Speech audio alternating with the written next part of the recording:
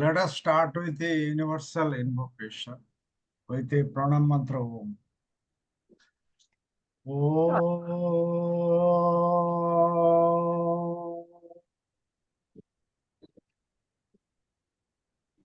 O hidden life, vibrant in every atom. O hidden light, shining in every creature. O hidden love, embracing all in oneness. May each who feels himself as one with thee know he is also one with every other. Let us remain silent for a moment.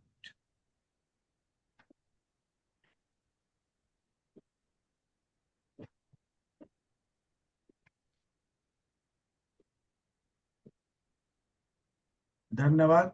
Now over to Lokhande ji sir.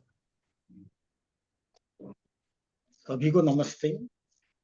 आज की Indian section की इस सायं सभा में on behalf of Indian section मैं सभी उपस्थित सदस्यों का स्वागत करता हूं. आज की जो हमारी वक्ता है, जिनका मुझे परिचय देना है, वो है सिस्टर मितालिनी महापात्रा. वो एक मिलनसार व्यक्ति तथा थियोसॉफी को समर्पित एक गृहिणी के रूप में उनको मैं जानता हूं. थियोसॉफी का बहुत सारा प्रचार प्रसार करने में वो हमेशा आगे रहते हैं. उन्होंने 1991 में थियोसॉफी की सदस्यता प्राप्त की थी और अड्यार कन्वेंशन में 1997 को उन्होंने अटेंड किया और उसके बाद से वो थियोसॉफी की एक सक्रिय कार्यकर्ता के रूप में जानी जाती है. उन्होंने बहुत सारी थियोसॉफिकल सभाओं का आयोजन किया है. थियोसॉफी के विषयों पर आर्टिकल प्रसिद्ध किए.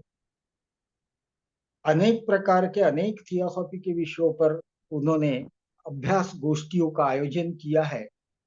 तो तथा उड़ीसा प्रांत में भाषण बहुत सारी जगह जाकर उन्होंने दिया है तथा उड़ीसा प्रांत के अतिरिक्त प्रांतों में भी उन्होंने थियोसॉफी के विषयों पर व्याख्यान दिया है. इंडियन सेक्शन के स्टडी क्लास जो साल में एक बार होते हैं तथा इंडियन इंटरनेशनल कन्वेंशन वो नियमित रूप से अटेंड करते हैं. उन्होंने यूथ कैंप का आयोजन किया और थियोसॉफी से बहुत सारे यूथ उनकी वजह से जुड़े हुए हैं. मिताली जी ऑनलाइन अभ्यास वर्गों का भी आयोजन करते हैं. विशेष तौर पर मास्टर्स लेटर, इस पर उन्होंने ऑनलाइन क्लासेस कंडक्ट किए हैं. वो थियोसॉफी इंडियन सेक्शन की काउंसिल मेंबर है वाराणसी के. ओडिशा के फेडरेशन लेक्चरर भी है और उत्कल थियोसॉफिकल फेडरेशन के सेक्रेटरी भी. ये उनके ओहदे हो गए, लेकिन उनकी व्यक्तिगत जो उनका व्यक्तिमत्व है वो बहुत ही मिलनसार, मातृत्व से परिपूर्ण और हर तरह से मदद करने में तैयार रहते हैं. जो व्यक्ति थियोसॉफी को पूरी तरह से समर्पित है और थियोसॉफी जीते हैं, उनके द्वारा आज का जो विषय है उस पर वे प्रकाश डालेंगे, ऐसी मैं उन्हें प्रार्थना करता हूँ. मितालिनी जी, आप विषय की शुरुआत कर सकते. नमस्ते सबको. नमस्ते. बहुत बहुत धन्यवाद लोखंड जी, आपका नाइस इंट्रोडक्शन के लिए. गुरु वंदना से हम हमारा कार्यक्रम शुरू करेंगे.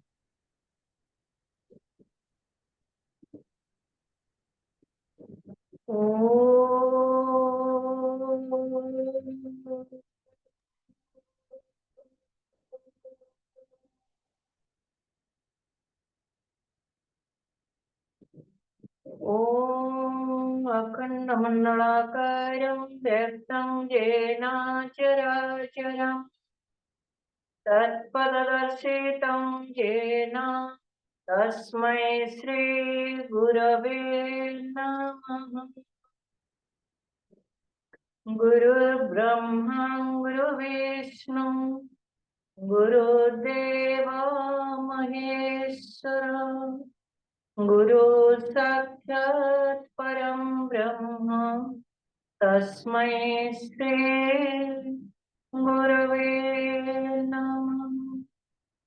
सर्वश्रुति शिरोरत्न विराजित पद्माम्भोज वेदन्तं भुज सौरोयो तस्मै श्री गुरवे नमः। चैतन्य शाश्वत शांत यमातीत निरञ्जन बिन्दुनाद कालातीत तस्मै श्री गुरवे नमः। ज्ञानशक्ति समारूढ़ तत्त्वमाला विभूषित भुक्ति मुक्ति प्रदर्श तस्मै श्री गुरवे नमः। तस्मै श्री गुरवे नमः।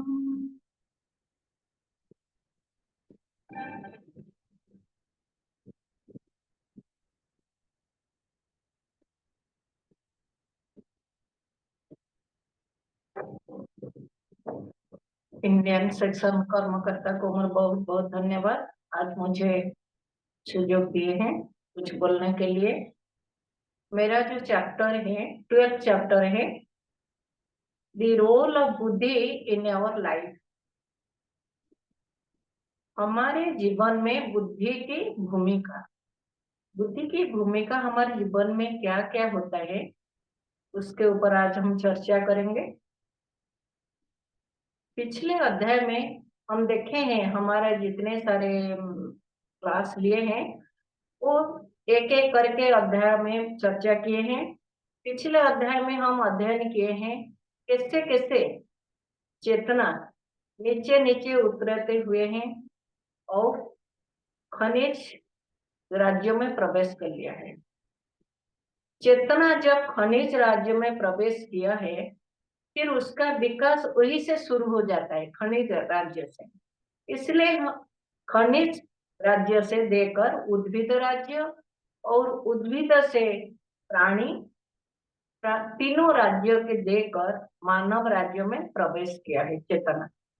लेकिन क्या डिफरेंस होता है कि तीनों नीचे वाला जो राज्य में चेतना का परिप्रकाश हुआ है और मानव शरीर में जो चेतना के परिप्रकाश होता है, इसमें क्या डिफरेंस होता है? क्योंकि उसको समझना बहुत जरूरी है। उसको समझ जाएंगे तो बुद्धि का भूमिका क्या हमारी लाइफ में, उसको समझना बहुत आसान होगा।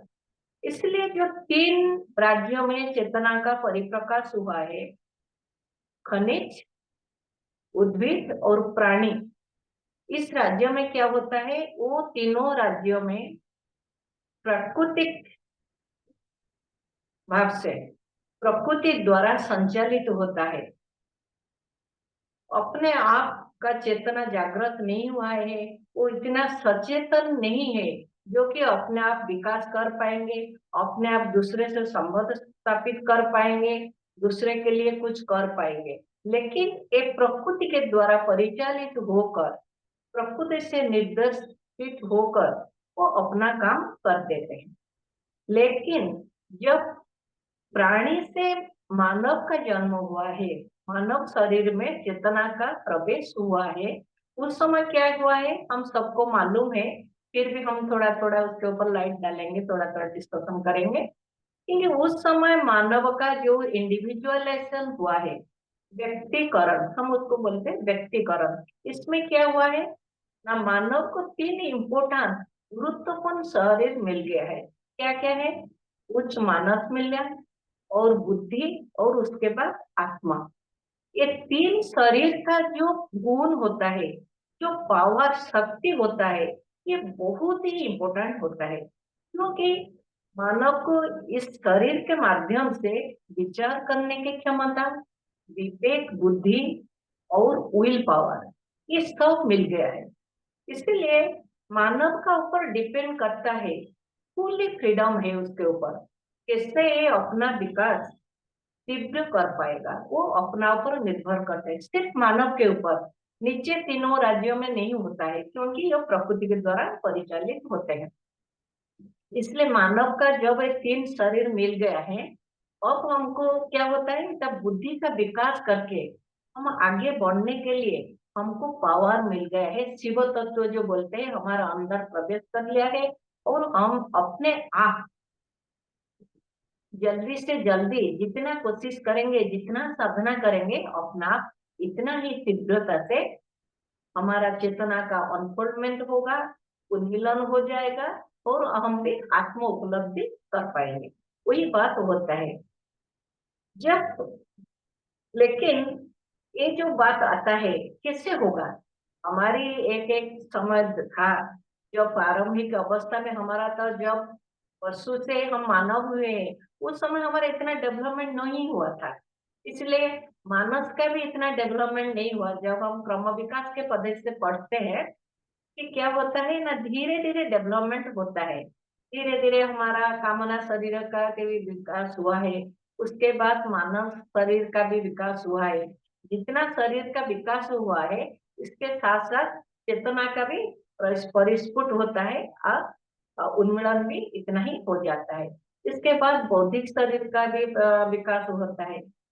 इसलिए बौद्धिक शरीर विकास का बहुत ही समय लगता है। ऐसे नहीं कि एक दिन में जब पशु से मानव हुआ है, मानव शरीर और बौद्धिक शरीर का विकास हो गया और बौद्धिक तत्वों का भी परिप्रकाश हो गया, ऐसा नहीं है।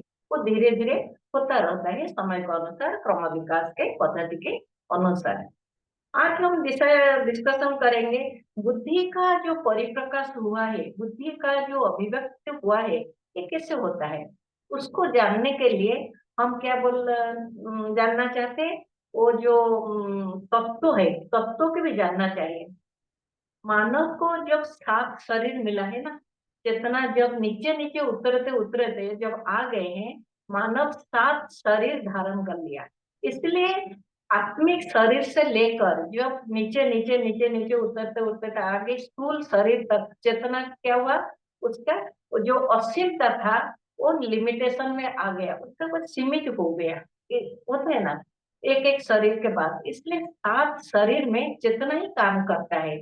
जब आत्मिक शरीर में चेतना का परिप्रकाश होता है, हम उसको क्या बोलते हैं, आत्मा। बुद्धि किसको बोला जाता है, उसके ऊपर हम थोड़ा डिस्कशन करते हैं। जब बुद्धिक शरीर में, नेक्स्ट आता है आत्मिक शरीर के बाद बुद्धिक शरीर। बुद्धिक शरीर में जब चेतना का परिप्रकाश होता है, उसको हम बुद्धि बोलते हैं। फिर उसके बाद मानव शरीर में आता है, हम उसके मानस बोलते हैं। फिर कामना, कामना बोलते हैं। फिर स्थूल प्राण, प्राणिक शरीर में प्राण बोलते हैं, और स्थूल शरीर में स्थूल तत्व बोलते हैं। वो सब तत्व बोला जाता है। एक शरीर, एक तत्व, एक प्लेन। जैसे आत्मिक शरीर आत्मिक प्लेन में काम करता है, बौद्धिक शरीर बौद्धिक प्लेन में भी काम करता है। ऐसे ही सात शरीर सात प्लेन में काम करता है, और उसके अंदर जो शक्ति काम करता है वो चेतना होता है, जिसको हम तत्व कहते हैं। उसको सिर्फ डिवाइड कर देते हैं, किंतु डिवीजन करते ही हमको समझ में आएगा कौन सा सत्यों की बुद्धि क्या है। जो बौद्धिक शरीर में चेतना का प्रवेश होता है और चेतना कार्य करता है, उसको हम बुद्धि कहते हैं। लेकिन जो तत्व आत्मिक शरीर में काम करता है, आत्मा बोलते हैं हम, उसका जो पावर, जो प्रेम, जो शांति, जो आनंद, जो शक्ति, ये नीचे नीचे उतरते उतरते ऐसा ही नहीं रहता है। क्योंकि जब नीचे नीचे आता है वो शक्ति, वो धीरे धीरे कम हो जाता है। उसका जो पावर, जो शक्ति, जो ज्ञान, जो प्रेम, जो शांति, जो कुछ भी है, वो नीचे नीचे आकर उसको जो गुण होता है वो नीचे नीचे आकर कम हो जाता है, इवनली नष्ट हो जाता है। इसलिए जो आत्मिक लेवल का जो गुण, शक्ति, प्रज्ञा, प्रेम, ये सब धीरे धीरे आकर क्या हुआ, उसका विशिष्टता नष्ट हो जाता है, पावर भी नष्ट हो जाता है और धीरे धीरे उसका परिप्रकाश भी इतना नहीं होता है। इसलिए हम नहीं जान पाते हैं कैसे कैसे होता है। लेकिन हम पढ़ चुके हैं, हम अध्ययन करके जान चुके हैं कि जो पावर आत्मिक लेवल का है उसका एक फॉर्म है, तो इतना सूक्ष्म है उसको भी हम कल्पना भी नहीं कर पाएंगे। उसका भी कलर है, जो आत्मिक लेवल पर जो परिप्रकाश होता है उसका भी कलर है, उसका भी फॉर्म है, और सब लेवल का जब जितना जितने लेवल पर वो काम करते हैं उसका फॉर्म रहता है, कलर भी रहता है, रंग भी रहता है, उज्ज्वलता भी रहता है। लेकिन नीचे नीचे नीचे नीचे जब आते हैं वो कम हो जाता है। उसको एक सिंपल सा उदाहरण से हम समझ पाएंगे। जैसे एक साधक, एक ऋषि मुनि या जो भी बोलो साधक, जब साधना करके समाधिस्थ हो जाते हैं, वो क्या करते हैं, ये जीवन का एकत्व को उपलब्धि करते हैं।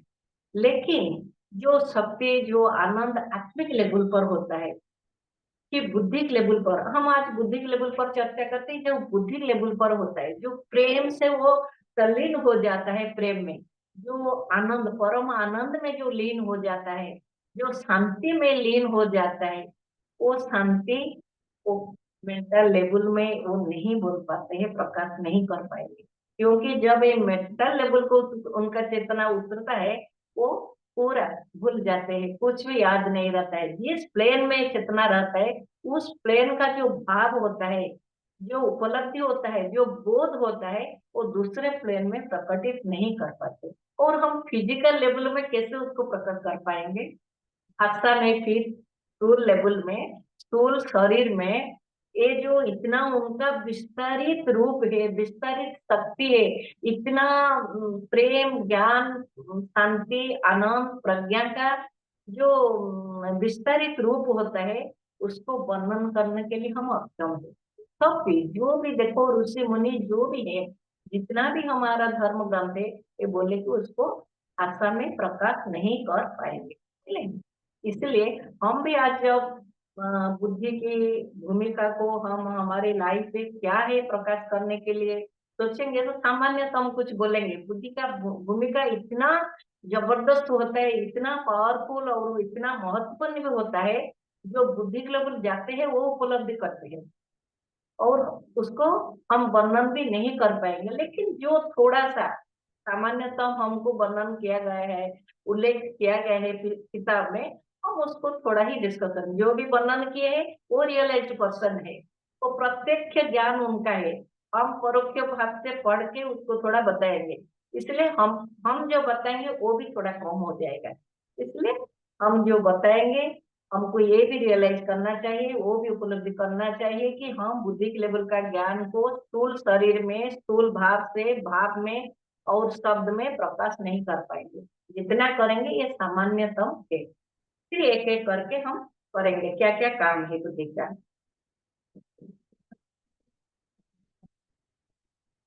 जो मैं बोली थी, जो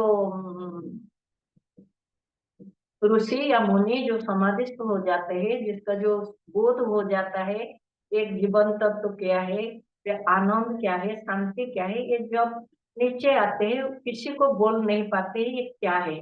फिर क्या होता है, उनके अंदर सिर्फ भाव का प्रकट हो जाता है, वही प्रेम, स्नेह, दया, करुणा का भाव सबके प्रति आ जाता है, सबको सम दृष्टि से देखते हैं और उसी हिसाब से कार्य शुरू करते हैं और हमको थोड़ा थोड़ा बता देते हैं। आत्मिक शरीर का जो विशेषता जो भी है, बुद्धिक शरीर में प्रकट होने के समय वो थोड़ा कम हो जाता है।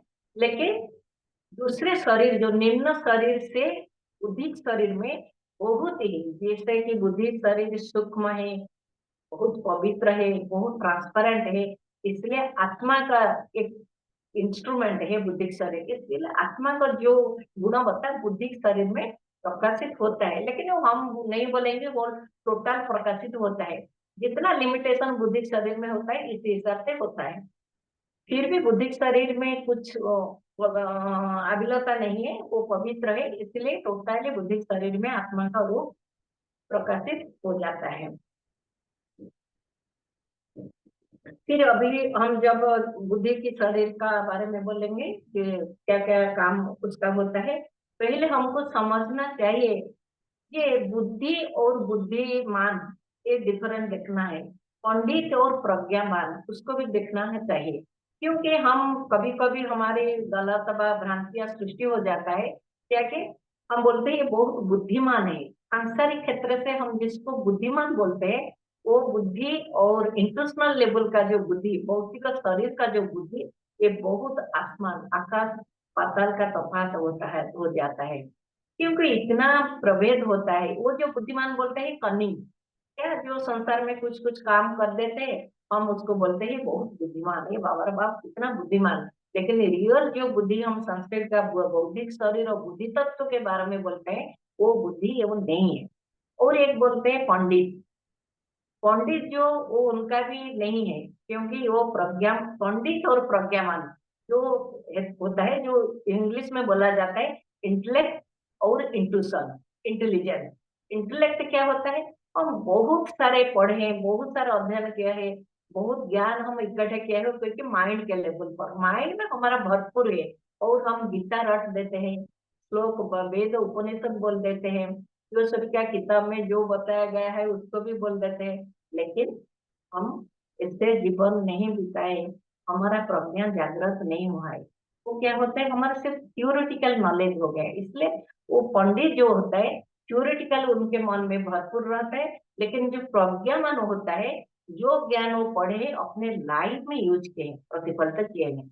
इसलिए प्रज्ञामान, पंडित, बुद्धिमान और बुद्धि, जो बुद्धि के लेवल का जो होता है, इंटेलिजेंस जो होता है, उसको हमको समझना चाहिए। बार बार हम क्या करते हैं, वो गलत हो जाता है, वो डिफरेंस हम नहीं जान पाते, इसलिए हम बार बार वो रिपीट करते हैं, वो बहुत बुद्धिमान है, ये प्रज्ञावान। इसलिए जो ज्ञानी है, बहुत सारे ज्ञान उनके मन में है। जैसे बोला जाता है philosopher of Buddha is not Buddha, क्योंकि फिलोसफी बुद्धों के, बुद्ध भगवान के ऊपर सब कुछ बोल देते हैं, या क्या क्या बुद्ध बोले हैं, कैसे उनका एनलाइटमेंट है, वहाँ है, कुछ कुछ बोलने के लिए कुछ ऐसा प्रतिबंधक नहीं है, वो बोल देते हैं। लेकिन बुद्ध जो प्रेममय है, करुणामय है, बुद्ध का जो ज्ञान है उनके पास नहीं, ये सिर्फ थ्योरेटिकल ज्ञान होता है। ये डिफरेंस भी हमको जानना जरूरी है। फिर अब हम शुरू करेंगे, बुद्धि का क्या क्या भूमिका है हमारा लाइफ में, उसको बुद्धि की भूमिका को हमको एक एक करके हमको समझना चाहिए। जैसे हम जानते हैं, हम पढ़े हैं पिछले अध्याय में, क्या मानस का जो कार्य एक दिन में नहीं हुआ है, धीरे धीरे जितना हमारा मानस का उन्नति हो गया है, डेवलपमेंट और विकास हुआ है, उसी हिसाब से मानस का कार्य भी डेवलप हुआ है, विकास हुआ है। जैसे विचार करना, तर्क करना, स्मृति में रखना, और डिसीजन देना, और जो भी काम होता है वो क्या होता है, धीरे धीरे हो जाता है। लेकिन ऐसे ही बुद्धि का जो कार्य होता है वो धीरे धीरे विकास लाभ करके प्रकटित होता है, एक दिन में नहीं होगा, क्योंकि बुद्धि का विकास भी एक दिन में नहीं हुआ। महात्मा महात्मा लेटर में बोले ना, self purification is not a work of a day, a month, a year, it में टेक सेवरल लाइफ। क्यों बोले हैं, क्योंकि जो क्रम विकास का योजना है, इसी हिसाब से बुद्धि का भी विकास होता है। बुद्धि का विकास होते होते ही उसका जो कार्य है, जो क्षमता है, अखंड क्षमता है, एक बार प्रकाशित हो जाता है। आज हम एक एक बार जो पहला का प्रारंभिक की क्षमता क्या था, उससे लेकर लास्ट तक जितना होता है, मैं पहले बोल दिया कि बुद्धि का जो क्षमता है हम कल्पना भी नहीं कर पाएंगे, उसको भाषा में प्रकाश करने के लिए असमर्थ है। लेकिन जितना भी हम पढ़ चुके हैं, जितना जान चुके हैं, उसके ऊपर हम आलोचना करेंगे। बुद्धि के सरलतम कार्य समझ या बोध शक्ति ये होता है। लेकिन वो भी डिफरेंस होता है, वो भी मतलब व भ्रांति सृष्टि करता है। ज्यादा ज्यादा साइकोलिस्ट मनोवैज्ञानिक बोलते हैं, क्या बोलते हैं, कि बोध शक्ति या समझने का शक्ति क्या किसी का होता है ना, मानस का। लेकिन सचमुच मानस का ये शक्ति नहीं है। मानस क्या करते हैं उसको भी समझना चाहिए। मानस क्या करता है, इंद्रियों से, जितना हमारे इंद्रियों को जो जो वस्तु को देखता है, सुनता है, शब्द स्पर्श रूप रस से जो लाता है, उसको मानस क्या करता है, उसको एकत्रित करके उसके प्रतिबिंब निर्मित करता है। वो प्रतिबिंब करना ही सीखता है। लेकिन जब प्रतिबिंब में जब बुद्धि का आलोक प्रकाश नहीं आता है, जब बुद्धि का प्रकाश नहीं आता है, उस समय तक वस्तु को हम नहीं जान पाएंगे। वो भी एक रीजन होता है।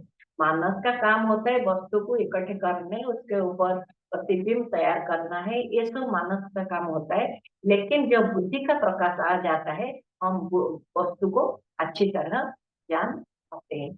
इसलिए बोला जाता है समझ। लेकिन हम थियोसॉफी मेंबर कैसे उसको समझेंगे, कि समझ कैसे आता है? हम सभी का ये अनुभव होगा, क्योंकि हम थियोसॉफी किताब पढ़ते, बार बार पढ़ते हैं, बार बार अध्ययन करते हैं, डिस्कशन करते हैं। लेकिन एक समय ऐसा होता है, अध्ययन करते करते हम रुक जाते हैं। कभी एक एक समय आता है जब कुछ भी समझ में नहीं आता था पहले, लेकिन एक क्षण में हमको समझ में आ जाता है। वही बोधगम होते हैं, जिसको बोलते हैं हृदबोध। मेरा हृदबोध हो गया। हृदबोध इन द सेंस मुझे समझ में आ गया, रियली समझ में। हमको जब रियली समझ में आ जाएगा था, हमारा ट्रांसफॉर्मेशन हो जाने वाला था।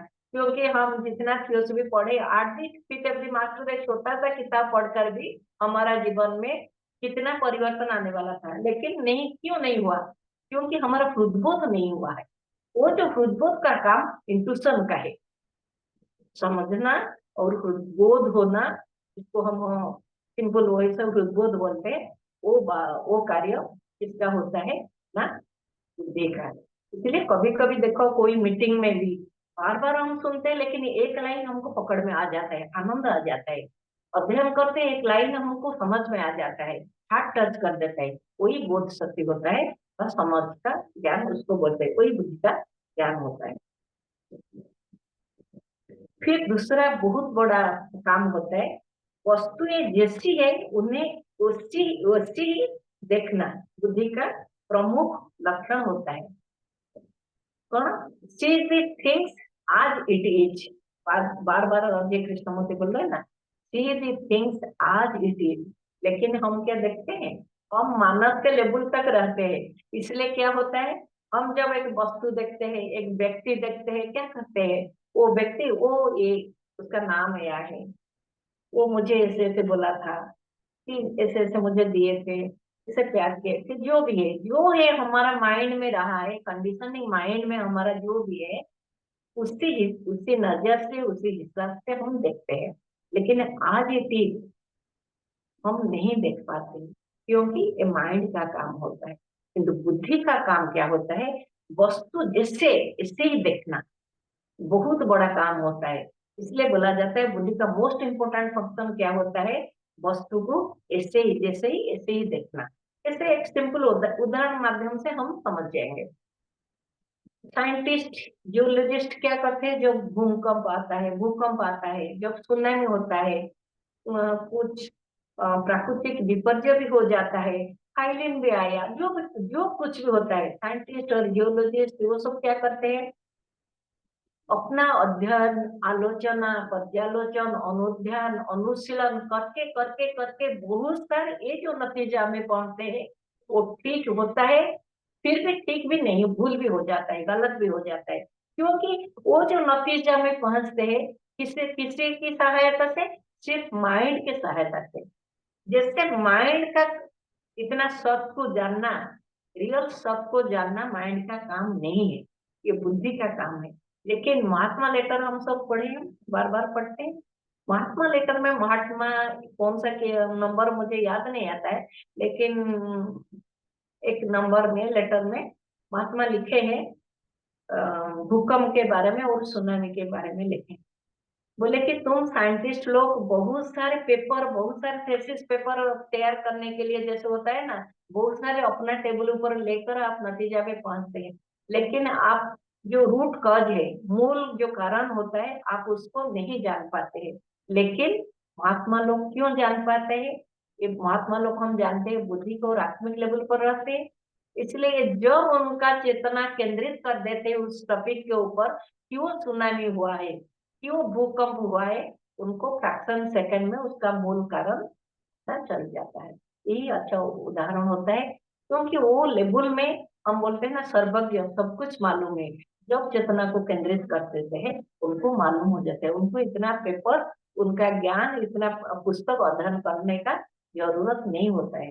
ये भी बुद्धि का बहुत बड़ा काम होता है। और एक काम कहते हैं बुद्धि का, और तीसरा काम जो होता है विवेक। हम विवेक के बारे में बहुत पढ़े, 8वीं फीट ऑफ द मास्टर में हम पूरा डिटेल स्टडी, एक चैप्टर है डिस्क्रिमिनेशन के ऊपर, विवेक के ऊपर, जो कि हमको बताया गया है सत्य असत्य के ऊपर विवेक महत्वपूर्ण, गुरुत्वपूर्ण और क्या स्वार्थपर, निस्वार्थपर, और जो क्या बहुत सारे हम पढ़े हैं, जो selfishness, important, unimportant, wrong, right, useful, not useful, true, false, selfish, unselfish, बहुत हम at the feet of the master का जो किताब है हम पढ़ चुके। ये क्या है? ये विवेक का साधन है।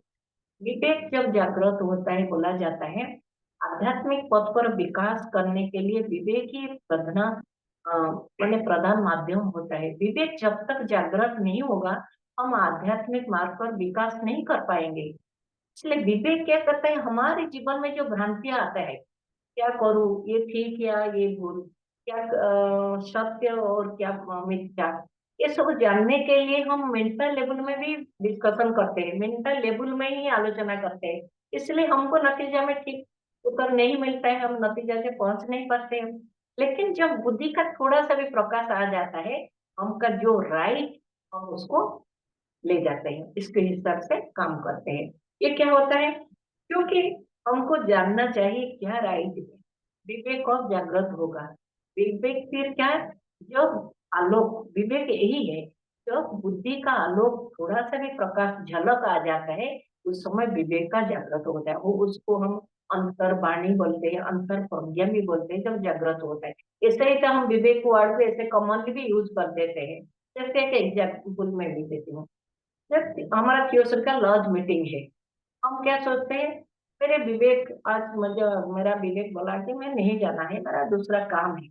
लेकिन सचमुच विवेक बोला कि हमको नहीं। जब देखो, क्योंकि हम पढ़े चुके हैं, जब थियोसॉफी का एक लॉज का मीटिंग हम कर रहे हैं, कितना अनसेल्फिश वर्क कर रहे हैं, कितना बड़ा काम हम कर रहे हैं, निस्वार्थ पर काम हम कर रहे हैं। और जब हम अपना कुछ भी व्यक्तिगत काम कर रहे हैं, उसको जब विवेक से हम देखेंगे, विवेक क्या बोलेगा, नहीं, मोस्ट इम्पोर्टेंट होता है हमारा लॉज मीटिंग। ऐसा होता है ना। इसलिए विवेक को पहचानना, विवेक को जानना, विवेक कैसे हमारा काम करता है, तो बहुत बड़ा काम होता है और बहुत ही मुश्किल होता है। इतना सहज नहीं है विवेक को प्रकाश करके जानना, और जो सच है, जो मिथ्या है, उसको डिफरेंस करके उसके अंदर पार्थक्य जानकर उस पथ पर चलना भी बहुत कठिनाई होता है। इसलिए विवेक को जागृत करना बहुत बड़ा बुद्धि का ही काम है। जब विवेक जागृत हो जाता है, हम आध्यात्मिक पथ पर चलने का सहज हो जाता है, और सत्य और मिथ्या क्या है उसको हमको जानने के लिए भी मुश्किल नहीं होगा। जैसे कि एक सिंपल सा उदाहरण, जैसे एक लाइट, एक घर अंधार है, पूरा एक घर पूरी तरह अंधार है, हम घुसेंगे तो कुछ चीजों लाने के लिए बहुत मुश्किल होता है, टकरा जाते हैं, नहीं पाते हैं। इसलिए जब लाइट, सूर्य का किरण एक छोटा सा भी जिस एक होल होता है आ जाता है, देखो घर पूरा लाइट लाइट हो जाता है। इसके बाद क्या होता है, हमको जो चीज जहाँ रहता है हमको दिखाई देता है, हम जान पाते हैं ये क्या है, ये क्या है, ये क्या है। इससे ही लाइट का थोड़ा सा भी प्रकाश आ जाता है, विवेक जागृत हो जाता है, हमारा जो भ्रांतियां डिसीजन लेने में, और हमारा जो भ्रांतियां रहते हैं, क्या सच क्या झूठ, उसको भी हम जान पाते हैं। ये भी बहुत बड़ा काम होता है विवेक, ये बात भी क्या है। फिर और एक होता है बुद्धि ही आध्यात्मिक सत्य और सिद्धांत को जानने के लिए एक साधन है, बहुत बड़ा साधन है। क्या है? हम जो ज्ञान पढ़े हैं, जो अध्ययन करते रहते हैं, बुद्धि के माध्यम से हम उसको जान पाते हैं। जब बुद्धि का प्रकाश आ जाता है, जो ही कुछ ज्ञान है, जो बोला जाता है ना, जो ज्ञान आपको समझ में नहीं आता है उसके ऊपर थोड़ा थोड़ा मेडिटेशन करो। जब थोड़ा गंभीर मेडिटेशन हो जाता है, ज्ञान का प्रकाश आ जाता है, बुद्धि का प्रकाश आ जाता है, वो ज्ञान हमारा दृढ़ हो जाता है, इतना दृढ़ हो जाता है।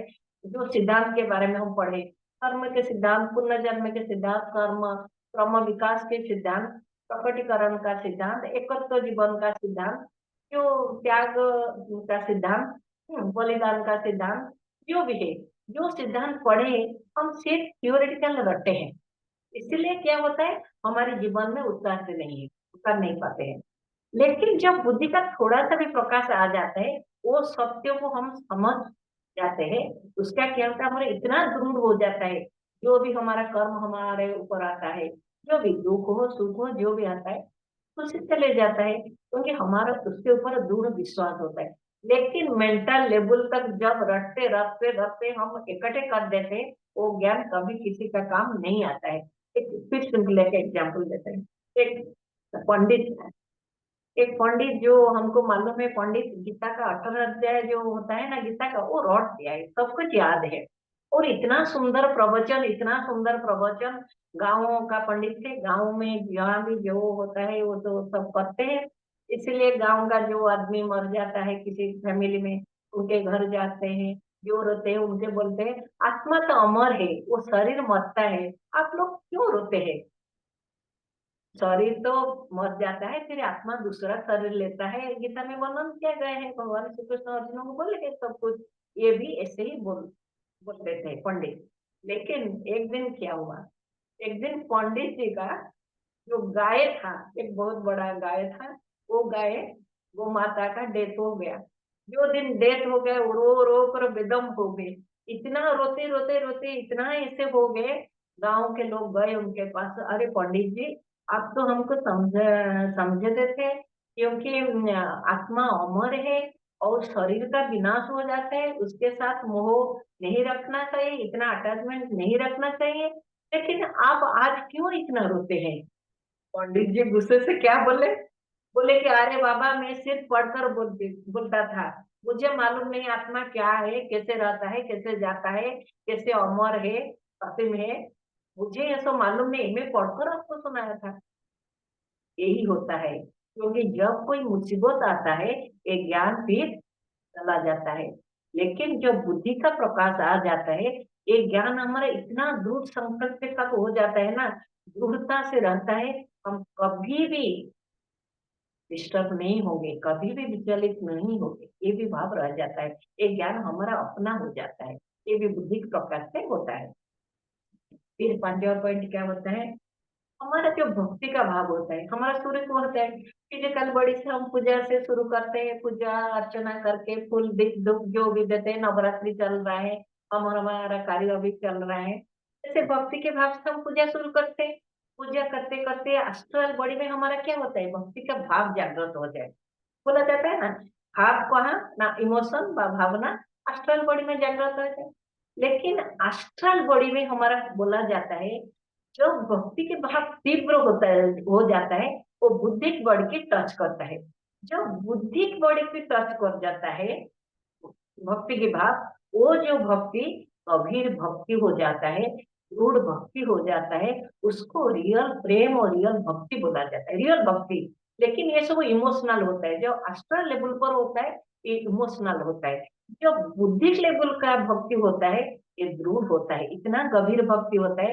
तो ये भक्त क्या करता है, जैसे भगवान श्री कृष्ण बोले, ये भक्त मुझे सबके अंदर में देखता है, कोई एक पिक्चर में नहीं देखता है, मुझे इतना सीमित नहीं रखता है, मेरा जो रियल भक्त है ये सबको मेरे अंदर देखता है और मुझे भी सबके अंदर देखता है, वही तो रियल भक्त होता है।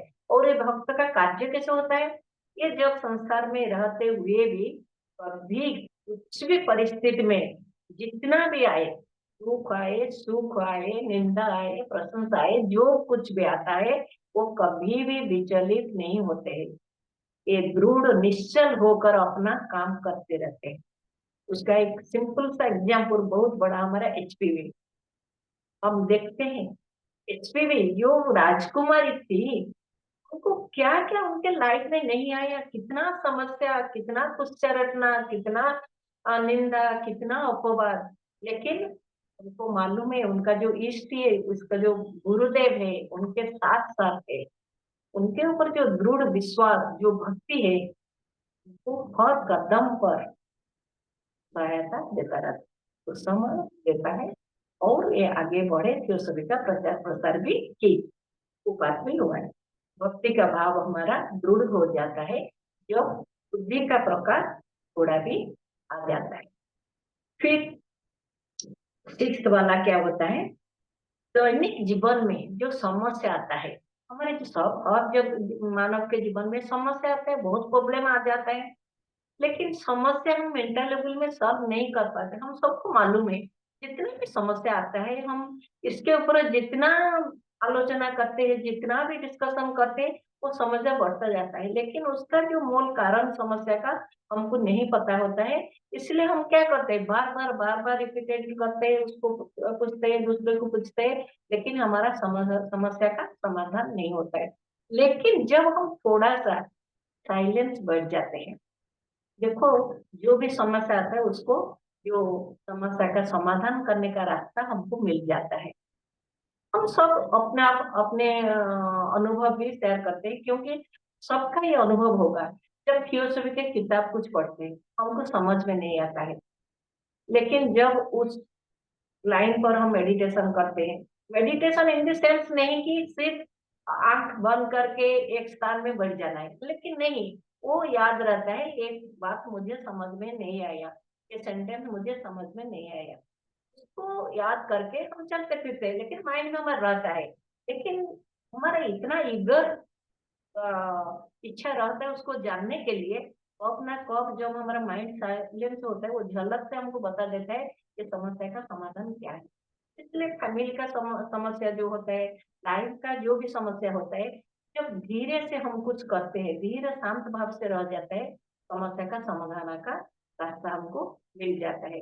जो मैथमेटिक्स हम करते हैं, कभी कभी मैथमेटिक्स का प्रॉब्लम सॉल्व नहीं होता है, जब रात में सो जाते हैं, सुबह सुबह उठते हैं 4 बजे 3 बजे, अरे बाबा हमको आ गया है, फिर टपट से हम क्या करते हैं, प्रॉब्लम सॉल्व कर देते हैं, लिख देते हैं। ऐसे ही बहुत सारे होता है लाइफ का प्रॉब्लम, जो बुद्धि का प्रकाश अब कब आ जाएगा हम नहीं जान पाते हैं, कब ये आता है कब जाता है वो भी हम नहीं जान पाते हैं अपना आप, लेकिन इतना झलक आ जाता है, हमारा प्रॉब्लम सॉल्व हो जाता है, वो भी बुद्धि का भूमिका होता है।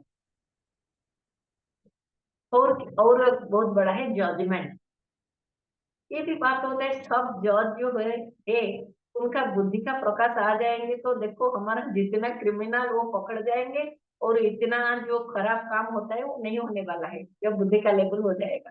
लेकिन जजमेंट कैसे देते हैं जज, वो भी जो डिसीजन देते हैं, दो पक्ष वकील से सुनते हैं, और वो जो बोलते हैं उसी हिसाब से उनका जो नतीजा निकालते हैं, डिसीजन देते हैं। कभी डिसीजन गलत हो जाता है और कभी भी सच होता है, सच हो जाता है। लेकिन जो बुद्धि के लेवल पर होते हैं, जब बुद्धि का प्रकाश आ जाता है, तो उनको सब मालूम हो जाता है क्या बोलना है, क्या नहीं बोलना है, क्या सच है क्या झूठ है, उनको मालूम हो जाता है। उनको इतना आज प्रोसेसिंग वो तो करेंगे, प्रोसेसिंग तो करेंगे, क्योंकि वो तो यही पर नहीं दिखाएंगे कि हम बुद्धि के लेवल पर है, नहीं करेंगे, जज है तो करेंगे, लेकिन मैंने सटीक जजमेंट दे पाएंगे, वही बात होता है। सटीक जजमेंट देने के लिए जब एक जज का बुद्धि का डेवलपमेंट हो जाता है, सटीक जजमेंट दे पाएगा, जो रियल क्रिमिनल है उनको पनिशमेंट मिलेगा, दूसरे को नहीं मिलने वाला है, ये होता है। उसका एक बहुत सुंदर सा एग्जाम्पल, एक वकील थे जो कि साधक थे, थियोसॉफी का मेंबर थे, ब्रह्मविद भी थे, उनका इंट्यूशन का डेवलपमेंट हुआ था। एक दिन ये गांव के रास्ते में जा रहे थे, एक गांव में एक लड़का, छोटा सा 14 साल का लड़का को ज्यादा ज्यादा पिटाई करते थे बहुत बड़े बड़े आदमी। बोले कि देखो भाई साहब, इतना छोटा सा लड़का है, आप लोग क्यों उसको मारते हैं। एक आदमी आकर बोला, भाई हाँ साहब जी, आप जो बोले छोटा सा लड़का और सिंपल है, ये सिंपल नहीं है, ये छोटा छोटा सा नहीं है, आप आ जाओ हमारा घर के अंदर, देखो ये क्या क्या क्या है। ये फिर जो वकील साहब वो गए के घर घुसे तो देखो एक डेड बॉडी पड़ा है। तो हैरान हो गए, बोले बेटा ये क्या है, मैं मार दिया उनको। ये सब जो लोग थे वो बोले कि देखो ये इतना छोटा है लेकिन कितना बड़ा क्रिमिनल है ये, मेरे पापा को भी मार दिया। फिर बेटा बोला साहब जी मेरा बात सुनेंगे। फिर जो हमारा फिलोसफी के मेंबर है बोले ठीक है बोलो। साहब जी मैं जब 10 साल तक था उस समय चार आदमी चार आदमी मेरा पापा को बांध कर मेरे सामने मेरे पापा को इतना जोर से पीटा, इतना जोर से पीटा, मेरा पापा का डेथ हो गया। मैं मेरे आंखों के सामने ये दृश्य देखा और मैं उस दिन से बदला लेने के लिए क्या प्रतिज्ञा किया। ये जो आप आदमी देखे ये फोर्थ मेंबर है। वो जो फोर्थ मेरा थे, चार जो आदमी थे ये 4 नंबर का आदमी है। मेरे और 3 को भी मार दिया। जो देखे हैं फ्यूचर का मेंबर है बोले ये तो बहुत बड़ा घटना है कि उनका पापा को ये 4 आदमी मारे हैं, तो इसलिए वो भी उनको मार दिया। फिर उनके वो क्या किए, वो मेडिटेशन किए, बोले कि ये 4 आदमी उनको पापा को क्यों मारे। मेडिटेशन में झलक आ गया, प्रज्ञा का प्रकाश हो गया, बुद्धि का आलोक आ गया। उनको पता चल गया ये 4 आदमी जो मारे हैं उनके पापा को, उनका पापा भी पास्ट लाइफ में उनका भी कुछ ना कुछ किया था। ये होता है बुद्धि का प्रकाश। क्योंकि जो ठीक है, जो इनर मूल कारण है उनको पता चल जाता है बुद्धि का प्रकाश से। हमारा जजमेंट में ठीक हो जाए। लेकिन हम जो जजमेंट देते हैं कैसे, हमारा माइंड से देते हैं, हमारा मन में जो भरपूर रहता है उसी हिसाब से देते हैं, इसलिए हमारा जजमेंट गलत भी हो जाता है। क्योंकि हम जो देखते हैं सुनते हैं उसी हिसाब से तो देते हैं। लेकिन बुद्धि का प्रकाश होने से कभी भी गलत नहीं होगा, जो ठीक है जो सत्य है उसका ही प्रकाश होगा। फिर मोस्ट इम्पोर्टेंट होता है क्या, कि बुद्धि का जब प्रकाश आ जाता है, हम जो सत्य के बारे में हम पढ़ते हैं वो हमारा हृदबोध हो जाता है। हम उपलब्धि करते हैं जो सत्य हम पढ़ते हैं। एक एग्जाम्पल, हम क्या बोलते हैं, O hidden life vibrant in every art, और रोज हर मीटिंग में हम उसको डिसाइड करते हैं। बोलते हैं ना, O hidden life vibrant in every art, और आटम में अणु अणु में स्फुरित हो जाता है ये जीवन तत्व। लेकिन ये जो जीवन तत्व है रियली हम उसको रियलाइज उपलब्धि कर पाए आज तक नहीं कर पाते, क्योंकि हम उसको बार बार मैकेनिकली मेंटल लेवल पर रखते हैं, इसलिए हमारा उपलब्ध नहीं हुआ। हम दूसरे को अलग देखते हैं, हमारे आसपास को, हमारे पड़ोसी को भी अलग देखते हैं, हमारी अपना स्वार्थ के लिए हम काम करते हैं, झगड़ते रहते हैं, जो भी होता है इतना स्वार्थपर हो जाता है।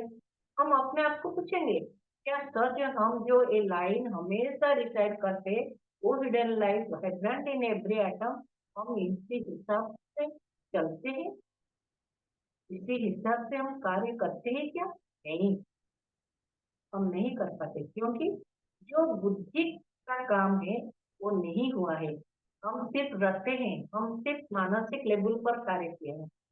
जब तक बुद्धि का प्रकाश आ जाएगा, अब देखो, जो दिन हम एक दिन नहीं, लगातार हम अविरत भाव से जब हम उसके ऊपर मेडिटेशन करेंगे ना, और लाइफ के ऊपर, ये उपलब्धि जरूर हो जाएगा। आप एक पत्ता भी फिर नहीं पाएंगे, क्योंकि जब आप फूल को तोड़ने जाएंगे, आपका अंदर से कोई बोलता है, आपका अंतर्वाणी बोल देता है तो अंदर भी लाइफ होता है, उसको भी कष्ट होगा, ये भी बात होता है।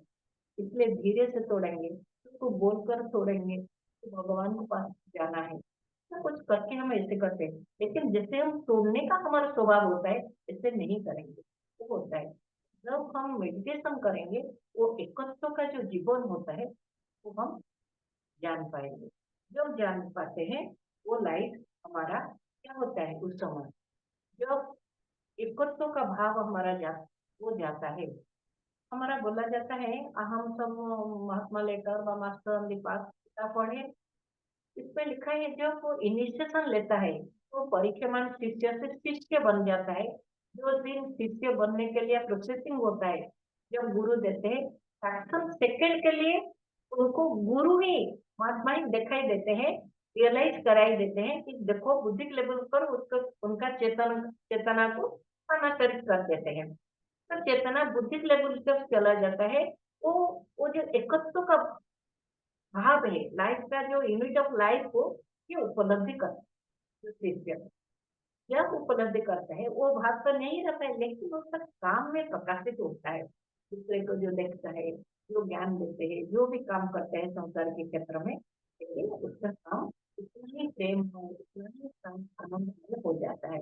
वही होता है इसका मोस्ट इम्पोर्टेंट काम।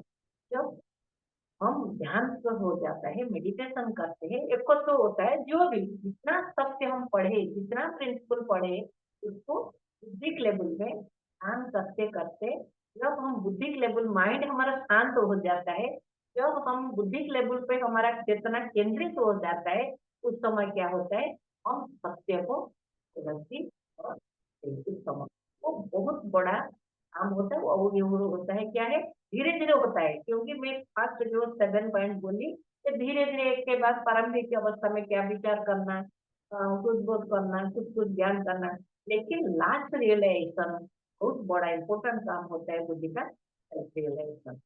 वो भी हम सच पढ़े, जो अध्ययन किए हैं सब, यह सब सिद्धांत के बारे में वो रियलाइजेशन हो जाता है। बड़ा जब रियलाइजेशन हो जाता है वो बुद्धि का जो होता है, इसके बाद क्या होता है, जो गीता में बोला गया है ना, उसका दुख हो, जय हो, पराजय हो, निंदा हो, अपमान हो, समत्व भाव रहते चित्त प्रज्ञ हो जाता है आदमी, और कुछ नहीं। इतना चित्त प्रज्ञ उनका भाव हो जाता है, सबके प्रति प्रेम का भाव आ जाता है, करुणा का भाव प्रकट हो जाता है। इसी लेवल का जो विस्तारित रूप है, जो कितना शक्तिशाली पावर है जो होता है, वो सब के अंदर प्रकाशित हो जाता है। लेकिन बोला जाता है वो जो पावर कैसे आएगा, फिर धीरे धीरे आकर तो स्थूल जगत में प्रकाशित होगा ना। इसलिए हमको साफ शरीर हमारा शुद्ध रहना चाहिए।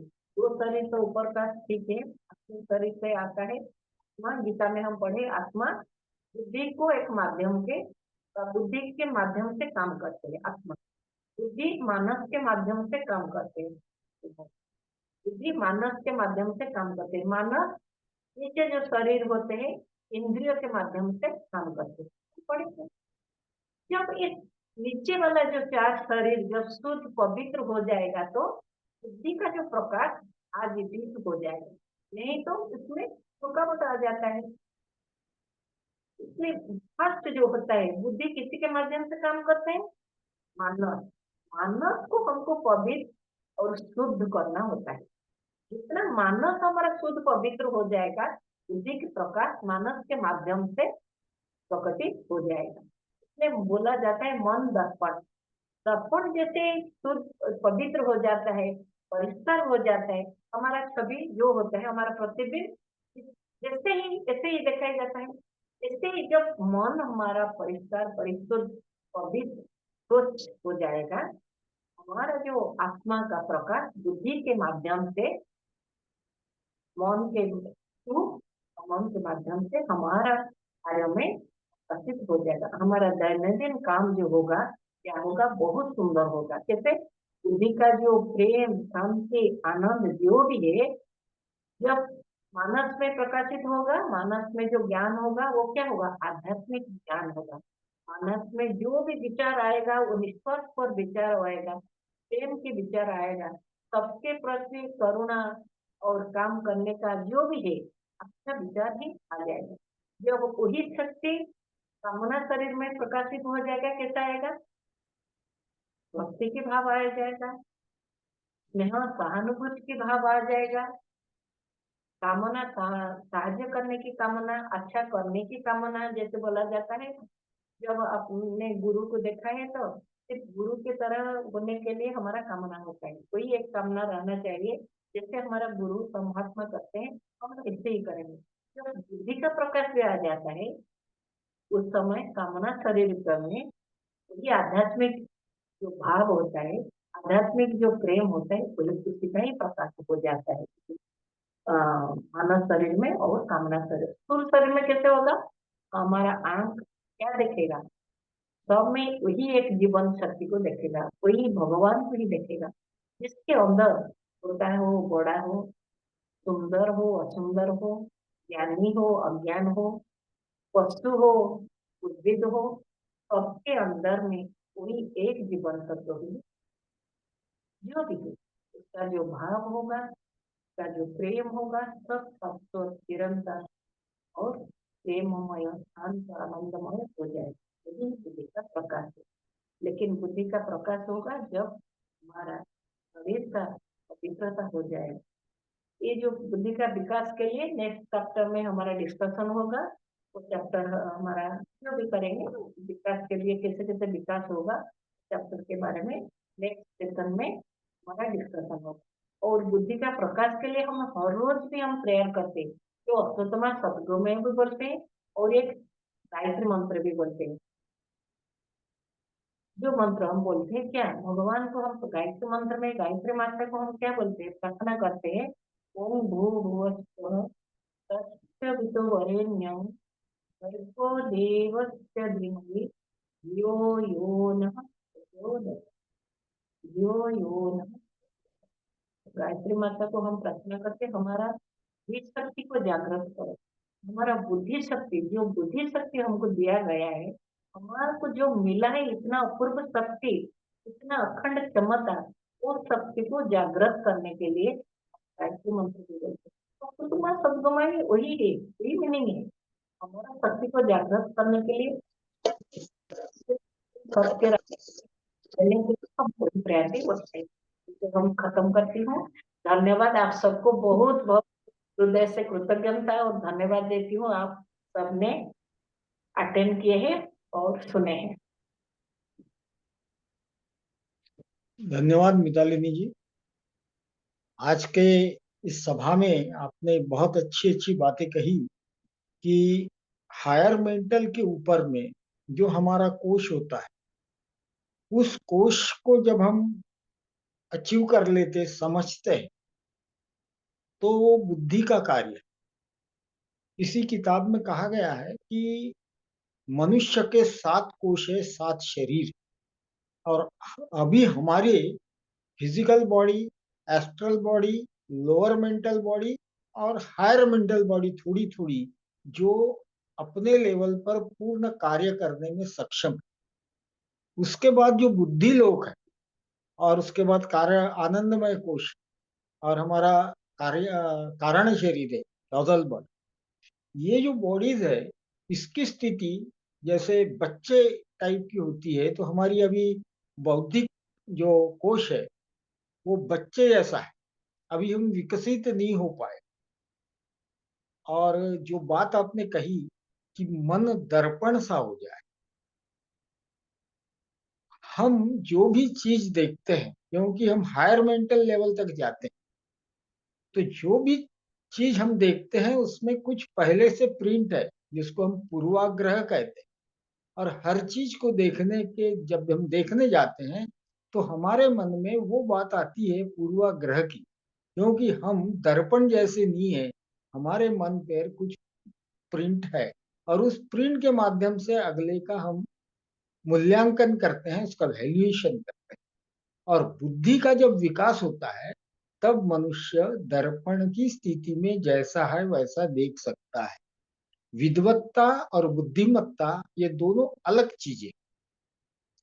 बुद्धिमान, एक विद्वान व्यक्ति बुद्धिमान होगा ऐसा नहीं है। बुद्धि ये एकदम सटीक निर्णय लेने की क्षमता जब तक प्राप्त हो जाती है, और जगह ऐसा भी कहा है कि बौद्धिक लोक में जो व्यक्ति विचरण करता है, वहां जो परम आनंद की अनुभूति करता है, वो जब स्थूल जगत में आता है तब तक या तो वो भूल जाता है, या उसको जैसा है वैसा अभिव्यक्त नहीं कर सकता, क्योंकि वाणी की मर्यादा है। वाणी की मर्यादा है, और वो जो अनुभव है वो शब्दों में बखान नहीं कर सकता। इसीलिए संतों के जो अनुभव होते हैं वो थोड़ा थोड़ा बता सकते हैं, अपने पूरे जो अनुभव उन्होंने किया उसको बता नहीं सकते, इसलिए हिंट्स भर दे सकते हैं। तो जैसे जैसे मनुष्य का विकास होगा, उसकी बौद्धिक बॉडी या जिसको आनंदमय कोश कहा, वो विकसित होते जाएगा और हमारी आत्मा की जो चेतना है उसमें जब अभिव्यक्त होने लगती है तो हम एक अलग प्रकार के व्यक्ति होंगे, जिस विकास कार्य में हम प्रयासरत है। बहुत अच्छा आपने हिंदी में इसका विश्लेषण किया, इसके लिए इंडियन सेक्शन की तरफ से मैं आपको धन्यवाद देता हूँ। और भी लोग कुछ इसमें ऐड करना चाहते हैं या फिर कुछ प्रश्न पूछना चाहते हैं तो आज हमारे वक्ता सिस्टर मितालिनी जी को पूछ सकते हैं। सबके लिए मंच खुला है।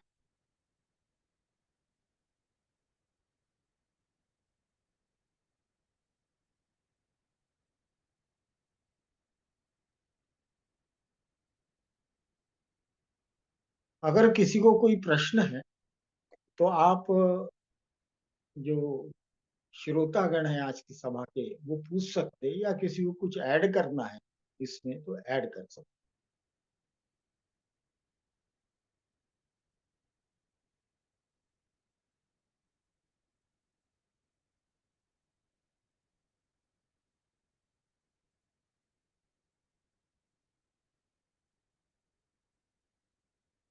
मुझे लगता है मिताली कोई प्रश्न, डॉक्टर सुषमा श्रीवास्तव जी यहाँ है, उनको मैं आमंत्रित करता हूँ कि वो अपना आज की इस लेक्चर पे भाष्य करें। है या चले गए?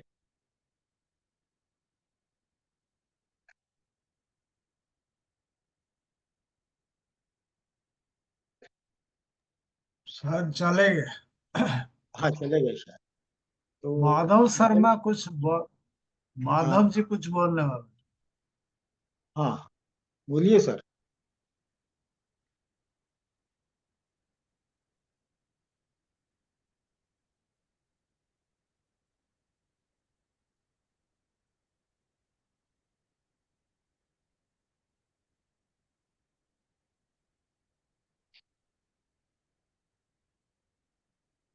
प्रदीप जी अगर कोई प्रश्न ना हो, कोई ऐड नहीं करना चाहते हो, हाँ तो क्लोज कर दीजिए। क्लोज कर देते हैं। और मितालिनी जी से ही मैं प्रार्थना करूंगा कि वो अंतिम प्रार्थना करें सेशन को क्लोज करने के लिए।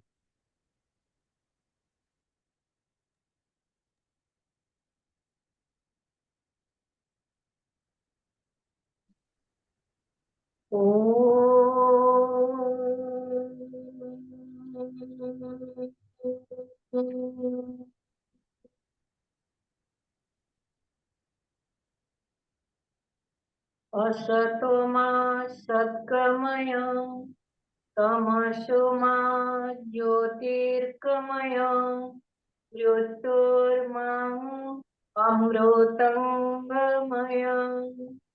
सर्वे भवन्तु सुखिनः, सर्वे सन्तु निरामया, सर्वे भद्राणि पश्यन्तु, न कश्चित् दुःखभाग् भवेत्।